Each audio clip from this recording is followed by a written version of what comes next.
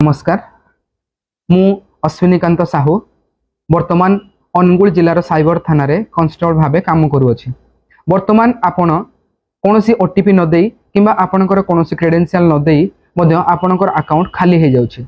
वर्तमान फ्रॉडस्टर माने व्हाट्सएप माध्यम रे एपीके फाइल पठाई जेपरि कि एसबीआई रिवार्ड, आरटीओ चालान, पीएम किसान एवं कोनोसी बैंक रो पैन अपडेट एपरि एपीके फाइल पठाई आपण मोबाइल को हैक करचंते। आपण जदि सेही परि कोनोसी फाइल आसे आपण ताकू टच करंती ताहले आपण मोबाइल रो समस्त कॉल आउ मेसेज ऑटोमेटिक फॉरवर्ड हे थाए, जहा द्वारा आपणकर मोबाइल हैक हवा सहित आपणकर अकाउंट मध्य खाली हे जाय थाए।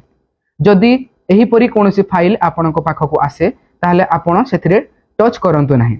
जदि भूलवशत से फाइल टी डाउनलोड हे जायछि ताहा आपणक मोबाइल रे हाइड होई कि थाए एवं हाइड होई सेही आपनको समस्त मेसेज आउ कॉल ऑटोमेटिक फॉरवर्ड हे थाए।